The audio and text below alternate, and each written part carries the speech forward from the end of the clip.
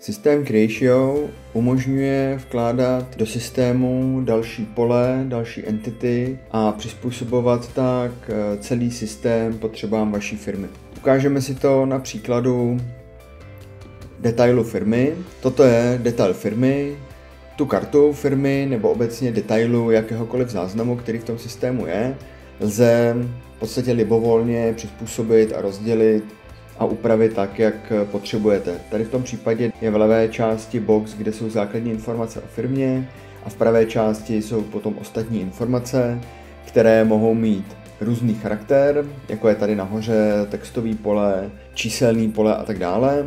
A potom lze vkládat na kartu další údaje, které chcete na detailu té karty mít. Například tady adresy, kde lze vytvořit modul, který lze takhle schovat a v tom modulu můžete mít i více záznamů, které nějakým způsobem korespondují s detailem té firmy. Dále tu kartu lze rozdělit do libovolného počtu záložek a na těch záložkách, na těch jednotlivých záložkách zase můžete mít informace de facto úplně libovolné, které potřebujete k té firmě evidovat. Podíváme se, jak vypadá návrhář této sekce, návrhář tohoto detailu firmy. Přepademe se tady přes ozubené kolečko v pravém horním rohu do návrháře sekce, kde v levé části máme jednotlivé položky nebo entity, objekty, které můžeme na tu kartu firmy vytvořit a přenést.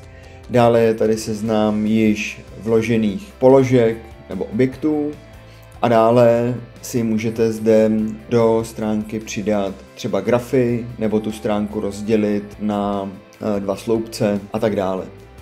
Vložení nové položky je velice jednoduché, stačí vzít tady z levé strany objekt nebo položku, kterou chcete mít ve stránce, přetáhnete na místo, kde ji chcete mít a potom tady vpravo vám vyskočí panel s nastavením pro tu položku, kde si můžete nazvat, jak se bude jmenovat ta nově přidaná položka a dále nastavit další vlastnosti, jak se má chovat, jak se má zobrazovat. To samozřejmě ještě není všechno, kromě toho, že si můžete tu kartu přizpůsobit tak, jak potřebujete, tak ještě můžete doplňovat k té kartě a k těm jednotlivým polím logiku, kterou má ten systém splňovat. To se dělá tady vpravo nahoře zase ozubeným kolem, kde si můžeme vkládat takzvaný business pravidla, podle kterých se má ta karta řídit. Když si to ukážeme na vložení nového pravidla, tak klikneme zde nové pravidlo a nejprve přidáme podmínku.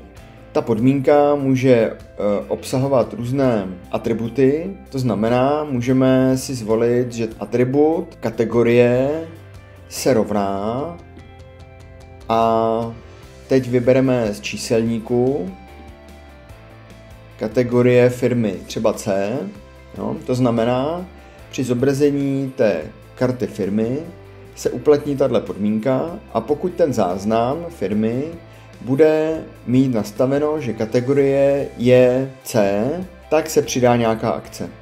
A ta akce může být například, že se zobrazí nějaké další pole, které je normálně skryté. Nebo se naopak nějaké pole skryje. To znamená, že třeba u firem kategorie C nebudete zobrazovat nějaký element nebo graf, který nepotřebujete. Takže například dejme tomu, že u kategorie C nechcete zobrazovat roční obrat. Tímto způsobem můžete přizpůsobit chování té karty tak, aby vyhovovala tomu vašemu pracovnímu postupu a aby šla naproti potřebám uživatele, který s tou kartou pracuje. Když takto nově vytvořené business pravidlo uložíme, tak a po obnovení této stránky vidíme, že se přidala interní poznámka.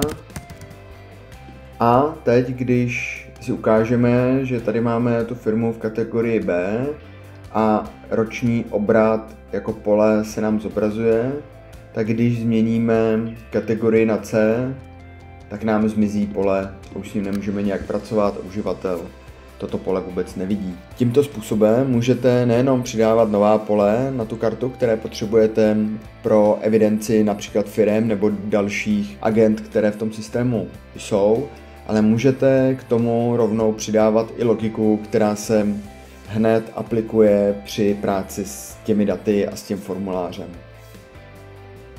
A pokud chcete svou firmu a veškeré procesy řídit z celofiremního systému, mít pod kontrolou všechna čísla, stavy obchodních případů nebo výkon marketingových aktivit, klikněte na odkaz u tohoto videa a nechte nám na sebe kontakt. Na krátké online schůzce vám představíme systém Creatio v praxi.